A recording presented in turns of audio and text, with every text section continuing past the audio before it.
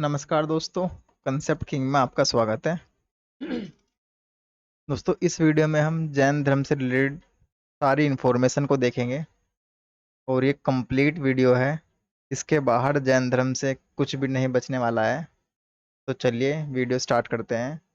जैन धर्म जिन शब्द से बना है जिसका अर्थ है विजेता। जिन्होंने अपने मन, वाणी और काया को जीत लिया उनको जैन बोलते हैं। देखिए, इस वीडियो में जैन साहित्य कौन कौन से हैं और 24 तीर्थकार जो हुए हैं उनको देखेंगे। और जैन धर्म का भारतीय समाज पर क्या प्रभाव पड़ा है उसको देखेंगे। और इनके जो भी सिद्धांत रहे हैं उन सबको हम बारी से देखेंगे। और ये बहुत इंपॉर्टेंट वीडियो होने वाली है। इसमें बहुत सारे फैक्ट्स आपको मिलेंगे और बहुत सारी इन्फॉर्मेशन आपको मिलने वाली है। तो देखिए, बढ़ते हैं आगे। जैन अनुश्रुति और परंपराओं के अनुसार जैन धर्म में 24 तीर्थंकर हुए हैं, परंतु इनमें से पहले 22 तीर्थंकरों की ऐतिहासिकता संदिग्ध है। यानी कि जो पहले 22 हैं उनकी ऐतिहासिकता संदिग्ध है। अगला पॉइंट देखते हैं। जैन धर्म की स्थापना का श्रेय जैनों के प्रथम तीर्थंकर ऋषभदेव या आदिनाथ को जाता है। तो यहाँ पे पहला जो पॉइंट इंपॉर्टेंट है वो आपको ध्यान में रखना है कि प्रथम तीर्थंकर कौन थे, तो ऋषभदेव, या जिनको आदिनाथ भी बोलते हैं। और 22वें जो तीर्थंकर थे उनका नाम है अरिस्टिनेमी। 23वें तीर्थंकर थे पार्श्वनाथ। और 24वें तीर्थक कौन थे, महावीर स्वामी। तो आपको ये चार नाम तो याद होने ही चाहिए, जिनमें पहले तीर्थंकर हैं ऋषभदेव जिनको आदिनाथ बोलते हैं। और 23वें तीर्थंकर जो है वे पार्श्वनाथ है। और 24वें हैं महावीर स्वामी जिन्होंने जैन धर्म को पुनः उत्थापन या पुनः विकास किया। देखिए आगे बढ़ते हैं। जैन धर्म के 23वें तीर्थंकर पार्श्वनाथ थे, जो काशी के इक्ष्वाकु वंशीय राजा अश्वसेन के पुत्र थे। इनका काल महावीर से 250 ईसा पूर्व माना जाता है। इनके अनुयायियों को निर्गत कहा जाता है। देखिए, इस वीडियो में हम सब देखेंगे जैन धर्म का कैसे कैसे विभाजन हुआ, श्वेतांबर कौन कहलाते हैं, दिगंबर कौन कहलाते हैं, और क्या कारण था कि जैन धर्म दो भागों में बट गया। तो इन सबको हम देखने वाले हैं आगे। पार्श्वनाथ द्वारा प्रतिपादित चार महाव्रत इस प्रकार हैं। देखिए, पार्श्वनाथ और महावीर, महावीर ने 5 महाव्रत को स्थापित किया है, जबकि जो 23वें तीर्थंकर थे पार्श्वनाथ, उन्होंने केवल 4 महाव्रत पर ही जोर दिया है। और जो पार्श्वनाथ थे उन्होंने ब्रह्मचर्य को नहीं स्थापित किया है। ब्रह्मचर्य का कठोरता से पालन महावीर स्वामी ने किया है। तो कई बार एग्जाम में क्वेश्चन पूछ लेता है कि पार्श्वनाथ और महावीर में क्या डिफरेंस है। तो मुख्य यह डिफरेंस है कि पार्श्वनाथ ब्रह्मचर्य को कठोरता से पालन नहीं करते हैं। और जो महावीर स्वामी हैं उन्होंने 5वां जो महाव्रत ब्रह्मचर्य पर बहुत अधिक जोर दिया है। अभी हम देखेंगे ब्रह्मचर्य का मतलब क्या क्या होता है, आगे हम पढ़ेंगे भी। देखिए, जो पार्श्वनाथ थे उन्होंने 4 महाव्रत दिए हैं। उनमें पहला सत्य है, दूसरा अहिंसा, अपरिग्रह और अस्तेय है। देखिए दोस्तों, जैन धर्म, बौद्ध धर्म और जो भी इंडियन फिलोसफी है, अगर हम इनके वैल्यू को अपने जीवन में उतार ले तो एक बेहतर इंसान हम बन सकते हैं। देखिए, सत्य, अहिंसा, अपरिग्रह। अपरिग्रह का मतलब है केवल धन संचय नहीं करना है, और भी है बहुत सारी वस्तुओं का भी संचय नहीं करना है हमें। तो बहुत बड़ा मूल्य है अपरिग्रह है, हमें व्यक्तिगत जीवन में भी इसको अपनाना चाहिए। अहिंसा, सत्य, असत्य, चोरी न करना। चोरी दोस्तों किसी भी प्रकार की चोरी। देखिए आगे बढ़ते हैं। पार्श्वनाथ ने नारियों को भी अपने धर्म में प्रवेश दिया, क्योंकि जैन धर्म में स्त्री संघ की अध्यक्षता थी या अध्यक्षा थी पुष्पचूला का उल्लेख मिलता है। यानी कि पार्श्वनाथ ने क्या कहा है कि जैन धर्म में नारियों का प्रवेश है, लेकिन जो महावीर हैं उन्होंने ऐसा नहीं कहा है। अभी हम देखेंगे कि इनको विभाजन कैसे हुआ, तो आपको ये पॉइंट वहां पे भी क्लियर हो जाएगा।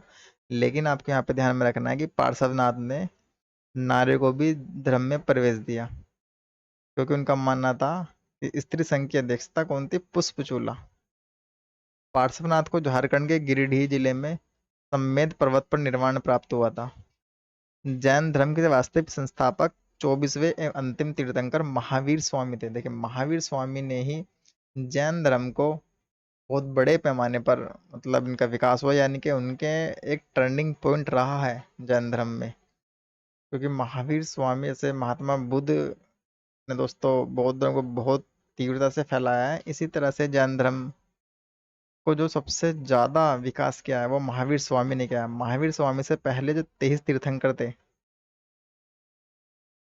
उनका योगदान रहा है, लेकिन सबसे ज्यादा मतलब दोबारा से पुनरुत्थान जिसको बोल सकते हैं महावीर स्वामी ने किया है। तो आपको ये ध्यान में रखना कि ये कौन से तीर्थंकर थे, 24वें। और 23वें कौन थे, पार्श्वनाथ। और पहले जो तीर्थंकर थे उनका नाम था ऋषभदेव या आदिनाथ। देखिए महावीर ने अपने जीवन काल में ही एक संघ की स्थापना की जिसमें 11 अनुयायी सम्मिलित थे, जिनको क्या बोलता है, गणधर। जैन धर्म पुनर्जन्म एवं कर्मवाद में विश्वास करता है। उनके अनुसार कर्मफल ही जन्म तथा मृत्यु का कारण है। देखिए जैन धर्म में युद्ध और कृषि दोनों वर्जित है, क्योंकि दोनों में जीवों की हिंसा होती है। लेकिन जो जैन धर्म में वो अहिंसा का मूल्य इस पैमाने पे इस हद तक मानता है कि उन्होंने कृषि तक भी करने के लिए मना कर दिया, क्योंकि कृषि में बहुत सारे जीव जंतुओं की मृत्यु हो जाती है। और यहाँ तक कि जो जैन धर्म में जो पक्के जैन धर्म वाले हैं, वे जब जो टंकी होती है, पानी का नल होता है, तो उसके आगे कपड़ा बांधते हैं ताकि कोई जीव ना मर जाए जो पानी में थोड़े बहुत बैक्टीरिया होते हैं। इस कठोरता से अहिंसा का पालन करते हैं ये। आगे हम देखेंगे कि जैन धर्म जो महावीर स्वामी है और महात्मा बुद्ध है और तीसरे हैं महात्मा गांधी। तो इन तीनों ने, जो तीनों फिलोसफर हैं, अहिंसा का जो मूल्य है वो किस किस हद तक इन्होंने माना है, हम महावीर स्वामी का भी देखेंगे और महात्मा बुद्ध का भी देखेंगे और महात्मा गांधी का भी देखेंगे। क्योंकि महात्मा गांधी भी अहिंसा के पक्के समर्थक हैं, लेकिन तीनों में ही अहिंसा का जो मूल्य है वो अलग अलग है। महावीर स्वामी किसी भी प्रकार की अहिंसा को स्वीकार नहीं करते, चाहे अहिंसा किसी भी प्रकार की हो। लेकिन जो महात्मा बुद्ध है और महात्मा गांधी है, इनका दृष्टिकोण थोड़ा भिन्न है, वो हम आगे देखेंगे। इसी वीडियो में हम तीनों जो ये जो है फिलोसफर हैं, इनको हम आगे देखेंगे, इनका अहिंसा का मूल्य कि इनमें क्या डिफरेंस है, क्या बेसिक डिफरेंस है। आरंभ में जैन धर्म में मूर्ति पूजा का प्रचलन नहीं था, किंतु बाद में महावीर सहित सभी पूर्व तीर्थंकरों की पूजा की जाती थी। तो आपको ध्यान रखना है कि जो प्रारंभ में जैन धर्म में मूर्ति पूजा का प्रचलन नहीं था, लेकिन बाद में दोस्तों ये पूजा इनकी की जाती थी। देखिए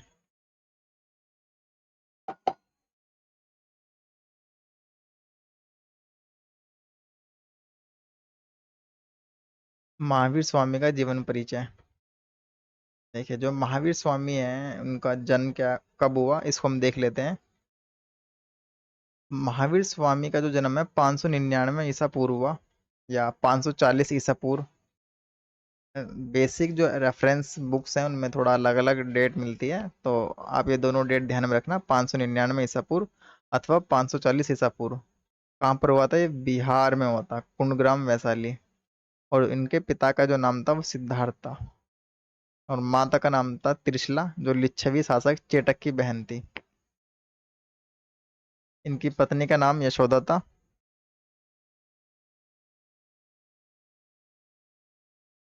पुत्री का नाम प्रियदर्शना था। और इनके दामाद का जो नाम था वो था जामाली।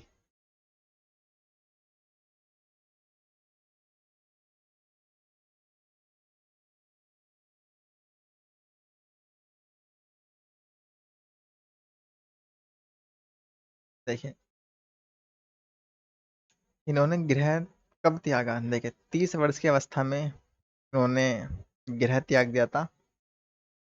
और इनके जो भाई थे, बड़े भाई नंदीवर्धन, उनकी या उनकी इंस्पिरेशन से इन्होंने गृह त्याग दिया था। और इनके जो शिष्य थे वो थे कौन थे, मखलीपुत्र गोस्वाल, जो आजीवक संप्रदाय के संस्थापक थे। आजीवक संप्रदाय को भी देखेंगे हम। आपको ध्यान में रखना है इनका जन्म कब हुआ, पिता का क्या नाम था, माता का क्या नाम था, पत्नी, दामाद, और गृह कब त्यागा था, 30 वर्ष की अवस्था में। और शिष्य कौन थे इनके, मखलीपुत्र गोसाल। देखिए इनको कैवल्य कब प्राप्त हुआ, ज्ञान कब प्राप्त हुआ, 12 वर्ष की अवस्था में। माफ करना, 12 साल इनको तपस्या में लग गए थे इनको ज्ञान प्राप्ति के लिए, यानी कि अगर 30 साल की अवस्था में उन्होंने ग्रह त्यागा था, 12 अगर जोड़ लें तो 42 ईयर। 42 वर्ष की आयु में इन्हें ज्ञान प्राप्त हुआ था। कैवल्य कहाँ पर हुआ था? ऋजुपालिका नदी के तट पर। और पेड़ का नाम क्या था? साल वृक्ष। देखिए एग्जाम में कई बार यही पूछ लेता है कि साल वृक्ष। और महात्मा बुद्ध को कहाँ हुआ था? बोधि वृक्ष के नीचे। इनकी निर्वाण या मृत्यु कब हुई थी? 527 ईसा पूर्व या 468 ईसा पूर्व। कहाँ पर? राजगीर के समीप। तो ये बेसिक इन्फॉर्मेशन है, ये आपको याद रखनी है। आगे बढ़ते हैं। देखिए जैन धर्म की प्रमुख शिक्षाएं कौन सी हैं? पंच महाव्रत है और अणुव्रत है। तो कौन कौन से हैं? देखिए अहिंसा, ये हमने देख ही लिया है। सत्य, अपरिग्रह, अस्त्य। तो ये जो चार है, ये तो पार्श्वनाथ ने प्रतिपादित किए थे। इन चार का हमें पालन करना चाहिए। लेकिन जो ब्रह्मचर्य वाला है, इनको महावीर स्वामी ने जोड़ा। देखिए यहाँ पे नोट में, यहाँ पे पीडीएफ में लिखा है, 4 पार्श्वनाथ दे थे, जबकि 5वां व्रत ब्रह्मचर्य महावीर ने जोड़ा। इस पीडीएफ को हम अपने टेलीग्राम चैनल पर अपलोड कर देंगे, वहां जाकर भी आप इसको पढ़ सकते हैं। चलिए आगे बढ़ते हैं।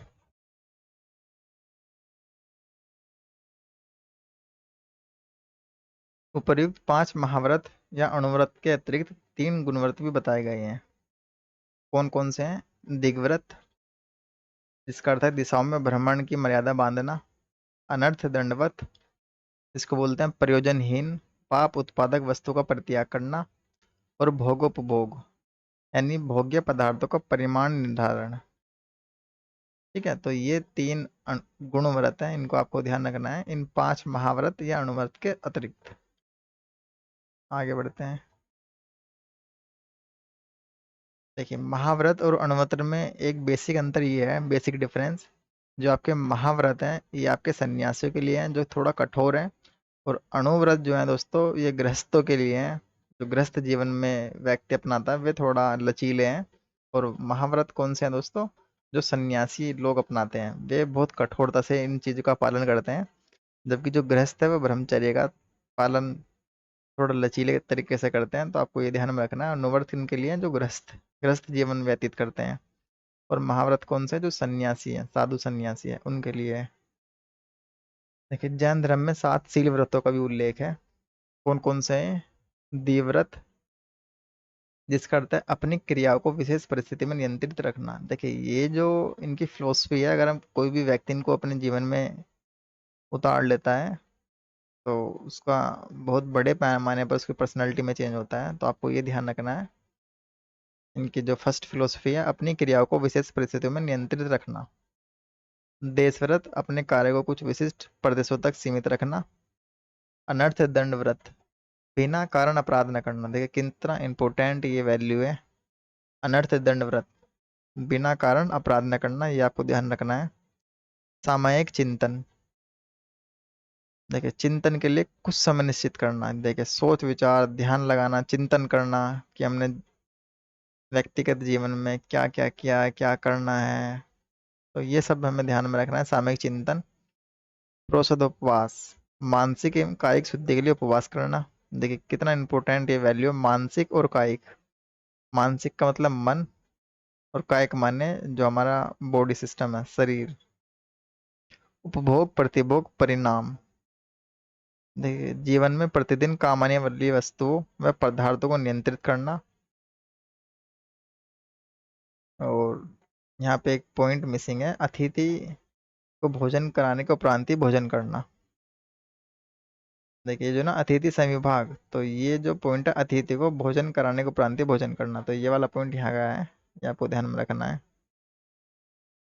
चलिए आगे बढ़ते हैं। जैन धर्म में धर्म के 10 लक्षण बताए गए हैं। कौन कौन से हैं? देखिए जो जैन धर्म में जो धर्म है, धर्म का 2 मतलब होता है।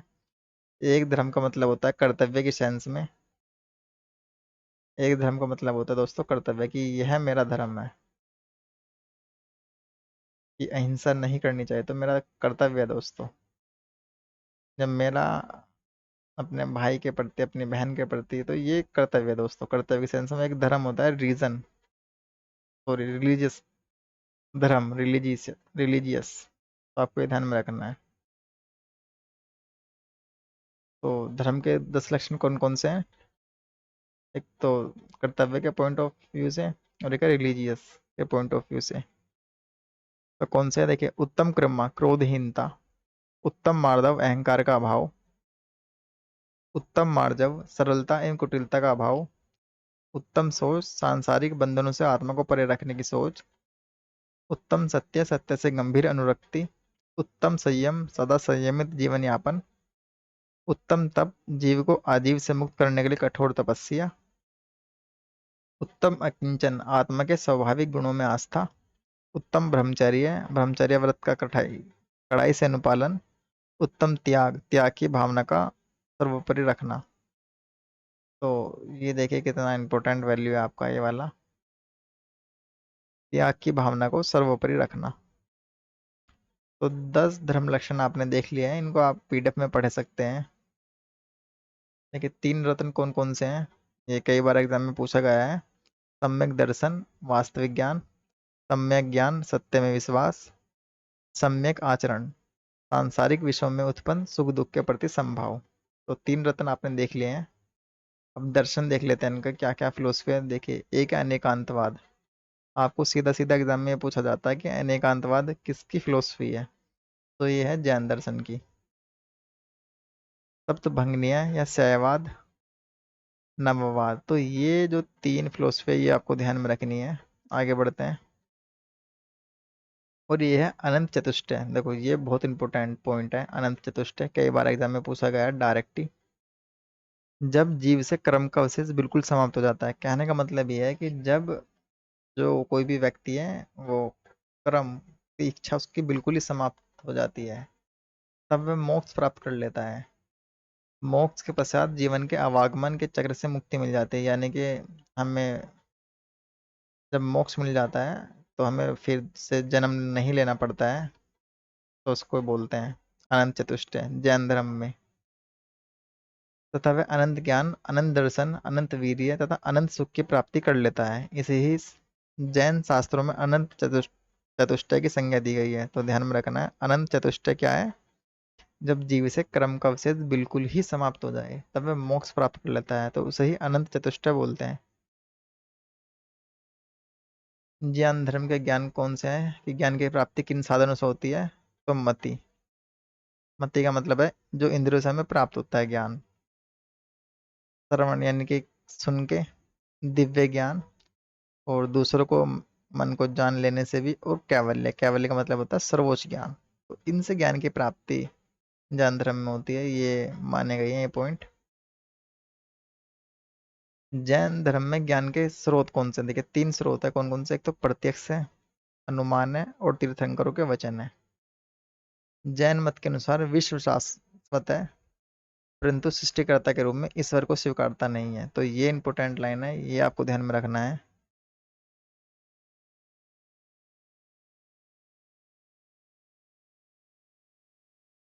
देखिए कैवल्य को देख लेते हैं एक बार। जब जीव से कर्म का अवशेष बिल्कुल समाप्त हो जाता है तो वह मोक्ष की प्राप्ति कर लेता है। देखिए ये वाला पॉइंट, और यहाँ पे थोड़ा एक्स्ट्रा पॉइंट है। यहाँ पे ये पॉइंट दोनों एक है, अनंत चतुष्टय या कैवल्य। कैवल्य का मतलब है जब जीव से कर्म का अवशेष बिल्कुल समाप्त हो जाता है तब वह मोक्ष की प्राप्ति कर लेता है। मोक्ष की मतलब कैवल्य प्राप्त हो जाता है।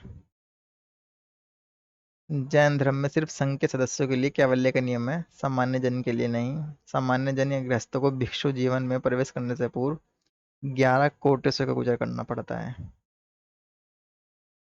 महावीर स्वामी को कैवल्य की प्राप्ति हो जाने के बाद ही केवलिन जिन, जिसको विजेता बोलते हैं, अहम योग्य निर्ग्रंथ बंधन रहित, ये वाली उपाधि इनको मिली है महावीर स्वामी को, जब इनको कैवल्य की प्राप्ति हो गई थी।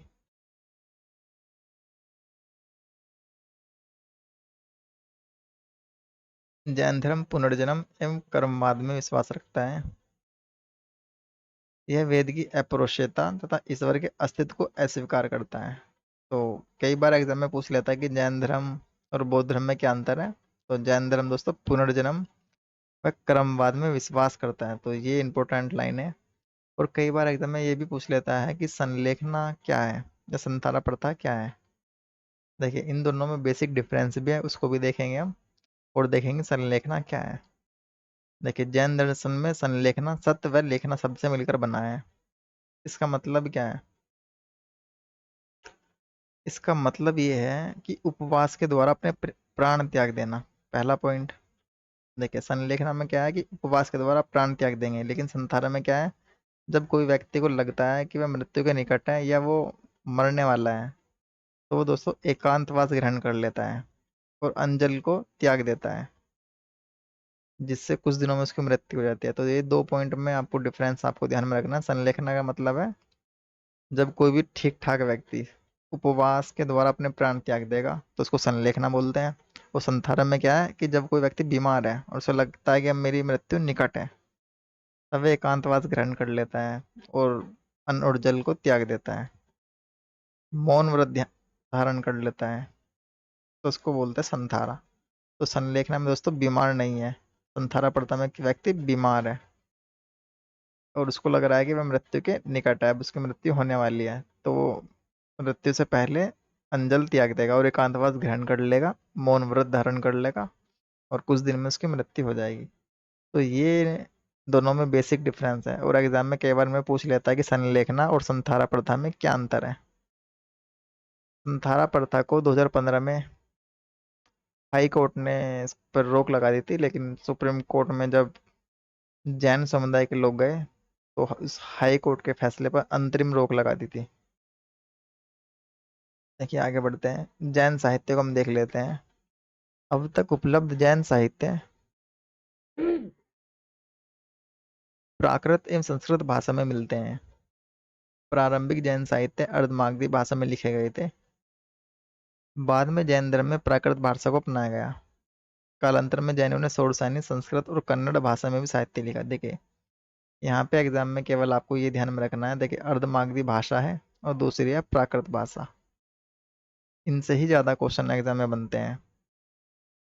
जैन साहित्य को आगम बोलते हैं, जिसमें 12 अंग है, 12 उपांग है, 10 प्रकीर्ण है, 6 छेद सूत्र है, 4 मूल सूत्र, नंदी सूत्र, अनुयोग द्वार है।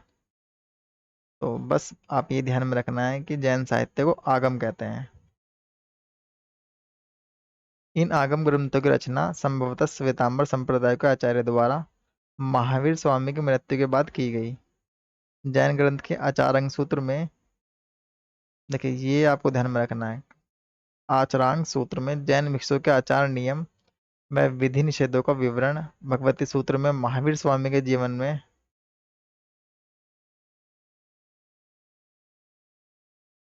देखिए एक तो आपको ध्यान में रखना है ये आचरांग सूत्र, दूसरा आपको ध्यान में रखना है भगवती सूत्र।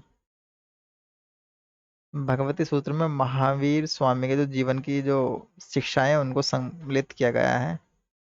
और भद्रबराहु चरित्र, देखिए आपसे केवल एग्जाम में ये पूछेगा कि आचरांग सूत्र और भगवती सूत्र, भद्रबाहु चरित्र और न्याय धम्म कहा सूत्र, ये किसकी रचना है? तो आपको ध्यान में रखना है कि महावीर, जैन धर्म से जुड़ी हुई रचना है, केवल यही पूछता है एग्जामिनर। इनमें क्या क्या चीज लिखी है ये नहीं पूछने का इसमें, केवल ऐसे ही सीधा सीधा क्वेश्चन एग्जामिनर पूछेगा आपसे। आचरांग सूत्र, भगवती सूत्र, भद्रबाहु चरित्र और न्याय धम्म कहा सूत्र, ये किसकी रचना है? तो ये जैन धर्म की रचना है, ये आपको ध्यान में रखना है। देखिए भद्रबाहु ने कल्पसूत्र को संस्कृत में लिखा, जिसमें तीर्थंकर का जीवन चरित्र है। भगवती सूत्र महावीर के जीवन पर प्रकाश डालता है तथा इसमें 16 महाजनपदों का उल्लेख है। देखिए ये यहाँ पे टेबल है, और ये टेबल किसके है? जो जैन धर्म में 24 तीर्थंकर हुए हैं।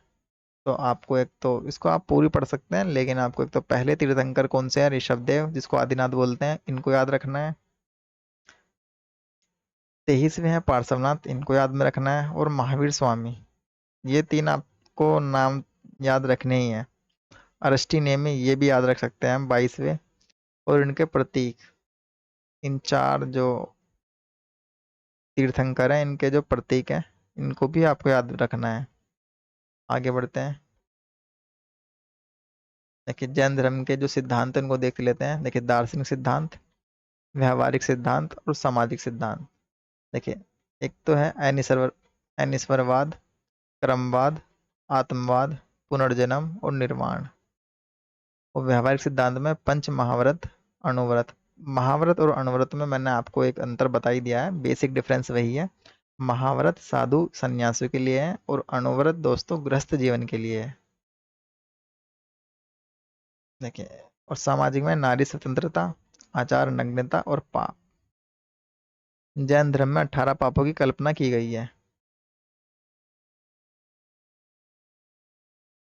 हम देखते हैं कि जैन संगीतें कितनी आयोजित की गई थी। देखिए जैन संगीतें 2 आयोजित की गई थी। अभी हम देखते हैं कहाँ कहाँ आयोजित की गई थी। देखिए महावीर स्वामी के समय जैन धर्म का सर्वाधिक प्रसार हुआ। महावीर ने के जो समकालीन शासक कौन कौन थे? बिंबिसार, चंड प्रग्योत, अजात शत्रु, उदायीन, दधिवाहन एवं चेटक थे। ये सभी जैन धर्म के अनुयायी थे। मौर्य वंश का शासक चंद्रगुप्त मौर्य। देखिए चंद्रगुप्त मौर्य के शासन में जो प्रथम संगीति हुई थी और बहुत बड़े पैमाने पर जैन धर्म का प्रचार प्रसार हुआ था, ये आपको ध्यान में रखना है। जब आप प्राचीन भारत पढ़ते हैं तो पढ़ते हैं सिंधु घाटी सभ्यता, वैदिक सभ्यता, और फिर पढ़ते हैं आप महाजनपदों का उदय, और उसमें पढ़ते हैं फिर आप चंद्र ये पढ़ते हैं आप मौर्य काल पढ़ते हैं। मौर्य काल में दोस्तों सबसे पहले आप पढ़ते हैं चंद्रगुप्त मौर्य को। तो ये वही मौर्य है, चंद्रगुप्त मौर्य। इन्हीं के शासन में प्रथम संगीति आयोजित की गई थी जैन धर्म की। अभी हम आगे देखेंगे एक टेबल के माध्यम से। तो अभी आप देखना इसमें संप्रति ने जैन आचार्य सुहास्ति से शिक्षा ली थी। चंद्रगुप्त मौर्य के समय में पाटलिपुत्र में प्रथम जैन संगीति का आयोजन हुआ था। देखिए ये इंपॉर्टेंट लाइन है, आगे भी हम एक टेबल के माध्यम से देख लेंगे। प्रथम जैन संगीति किसके दरबार में हुई थी? एग्जामिनर ऐसे पूछता है। तो चंद्रगुप्त मौर्य के शासनकाल में। तो कहाँ पर हुई थी? पाटलिपुत्र में। कलिंग नरेश खारवेल भी जैन धर्म का अनुयायी था। उदयगिरी पहाड़ी में इसने जैन भिक्षुओं के लिए गुफा का निर्माण करवाया था। पूर्व मध्यकाल में राष्ट्रकूट गंग, गुजरात के चालुक्य एवं चंदेल शासकों ने भी जैन धर्म का प्रश्रय दिया। राष्ट्रकूट शासक अमोघवर्ष जैन धर्म का अनुयायी था। इसने रतन मालिका नामक ग्रंथ की रचना की। देखिए रतन मालिका जो ग्रंथ है इसकी रचना किसने की? इसकी रचना की अमोघवर्ष ने। राष्ट्रकूट शासक था ये, राष्ट्रकूट शासक। आगे बढ़ते हैं। देखिए गंग वंश के राजा राजमल चतुर्थ का मंत्री एवं सेनापति चामुंड राय ने 974 ईसा में एक बाहुबली जिनकी मूर्ति का निर्माण श्रवण बेलगोला। देखिए ये ध्यान में रखना है, ये बहुत इंपॉर्टेंट है। श्रवण बेलगोला।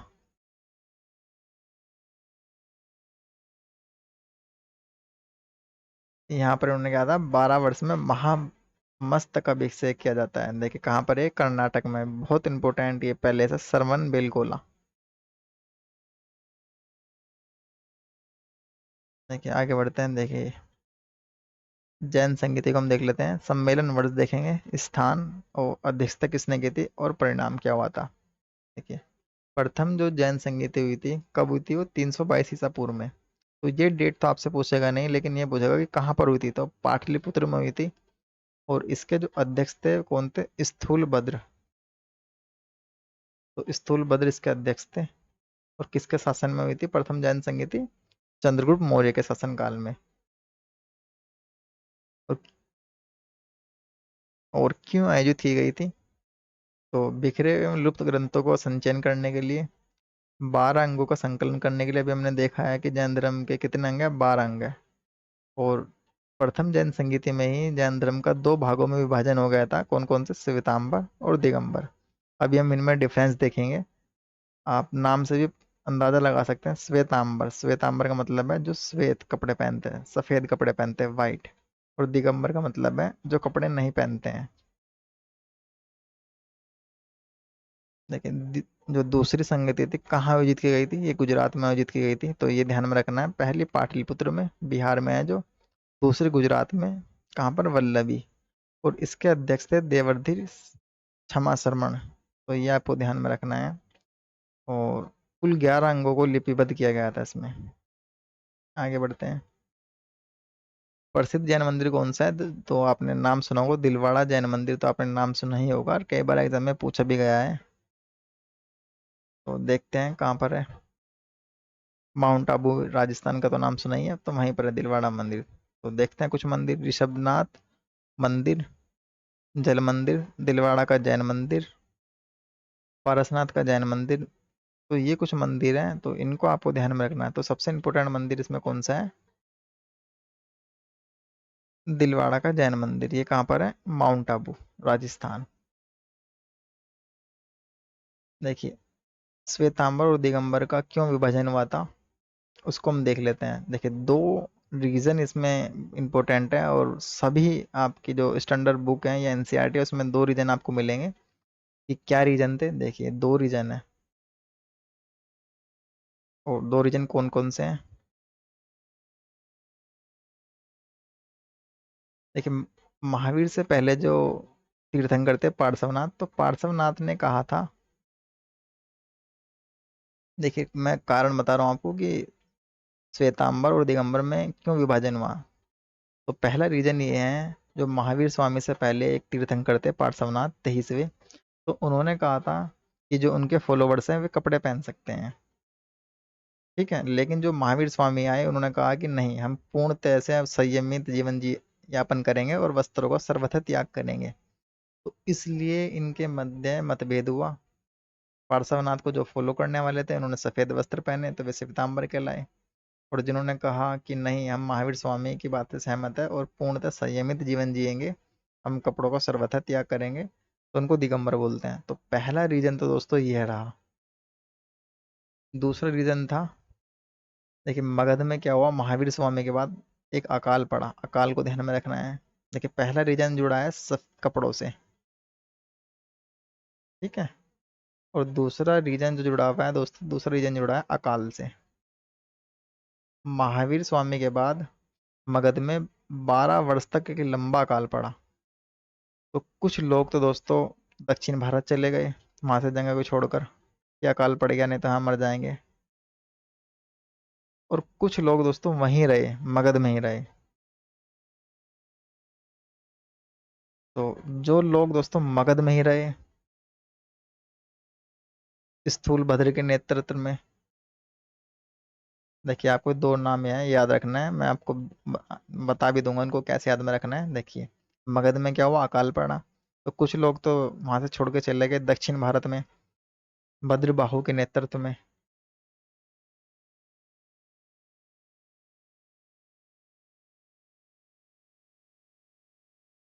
कुछ लोग तो छोड़ के दोस्तों दक्षिण चले गए भद्रबाहु के नेतृत्व में। और कुछ लोग दोस्तों मगध में रहे, किसके नेतृत्व में? स्थूलभद्र के। तो जो लोग वहीं रहे उन वे कहलाए दोस्तों श्वेतांबर। और जो मगध छोड़कर चले गए दक्षिण भारत में, वे कौन कहलाए? वे दिगंबर। क्यों? क्योंकि अकाल पड़ा। देखिए, इसमें आपको ये ध्यान में रखना है, पहले में कपड़ों का लेकर कुछ मतभेद था, दूसरे में अकाल। तो जब अकाल पड़ा ये दक्षिण भारत चले गए कुछ लोग यानी आपके मगध में रहे। तो जब ये दक्षिण भारत से आए, जब अकाल समाप्त हो गया, तो इनके बीच मतभेद होना शुरू हुआ। ये कुछ कह रहे थे दक्षिण वाले, और ये जो है स्थूलभद्र वाले कुछ अलग बात कह रहे थे। तो इनको लेकर जब विवाद हुआ, तो स्थूलभद्र के नेतृत्व में जो मगध में ही रुके थे उनको श्वेतांबर कहलाए, जो दक्षिण भारत चले गए थे वे दिगंबर कहलाए। तो ये एक बार दो रीजन देखते हैं और फिर मैं आपको बताता हूँ इनको कैसे याद हमें रखना है। देखिए, महावीर के पूर्व तीर्थंकर पार्श्वनाथ ने अपने अनुयायियों को निचले और ऊपरी अंगों को ढकने की अनुमति दी थी, किंतु महावीर ने वस्त्र का सर्वथा त्याग करने का आदेश दिया। इसका आशय यह था कि वे अपने अनुयायियों को जीवन में और अधिक संयम लाना चाहते थे। इस कारण कालांतर में जैन धर्म दो संप्रदाय में विभक्त हो गया। श्वेतांबर जो सफेद कपड़े पहनते थे, और दिगंबर जो कपड़े नहीं पहनते थे। तो एक रीजन तो आपने ये देखा। दूसरा रीजन क्या है? दूसरा कुछ और लोग मानते हैं, उन्होंने कहा कि महावीर के निर्माण के बाद 200 वर्ष बाद मगध में 12 वर्ष तक अकाल पड़ा। तो अकाल को आपको ध्यान में रखना है। दूसरा आपके वस्त्र वाला, कपड़ों वाला रीजन। बहुत से जैन भद्रबाहु के नेतृत्व में प्राण बचाने दक्षिण की ओर चले गए। देखिए मैंने आपको बताया कि दक्षिण की ओर चले गए कौन? भद्रबाहु। इनको कैसे याद रखना है स्थूलभद्र और भद्रबाहु को, अभी मैं आपको बताऊंगा। और शेष लोग स्थूलबाहु के नेतृत्व में मगध में ही रह गए। अकाल समाप्त होने के बाद जब वे मगध लौटे तो उनमें वैचारिक मतभेद उत्पन्न हो गए। तब से दक्षिणी जैन दिगंबर और मगध के जैन श्वेतांबर कहलाए। देखिए इनको कैसे याद रखना है। ये कुछ लोग तो दक्षिण भारत चले गए और कुछ लोग है ना आपके मगध में ही रहे। तो आपको ध्यान में रखना क्या है। देखिए जो दक्षिण भारत चले गए हैं वे कपड़े नहीं पहनते। देखिए आप देखना, दक्षिण भारत में उत्तर भारत की तुलना में ज़्यादा गर्मी पड़ती है, तो वे लोग कपड़े कम पहनते हैं। तो आप ध्यान में रखना है, दक्षिण भारत में गर्मी ज़्यादा पड़ती है तो समझ लीजिए कि भद्रबाहु वाले कपड़े नहीं पहनेंगे, दक्षिण कपड़े नहीं पहनेंगे। तो ये ध्यान में रखना है। ये कौन लोग थे? भद्रबाहु। ठीक है ना, तो ये देखिए आप यहाँ से लिंक कर सकते हैं। और दूसरा, कुछ लोग मगध में रहे स्थूल भद्र। स्थूल का मतलब क्या होता है? तो आप देखेंगे स्थूल का मतलब होता है कुछ मोटी। ये आपको ऐसे समझ सकते हैं कि अकाल पड़ गया और मोटी बुद्धि के लोग वहीं रहे। इनमें थोड़ा दोस्तों इस शब्द का प्रयोग नहीं करना चाहिए, लेकिन हमें याद करने के लिए आप ऐसे याद कर सकते हैं। स्थूल का मतलब है मोटी। जब भी अकाल पड़ा तो कुछ लोग थे मोटी बुद्धि के, वे वहीं पर रहे मगध में।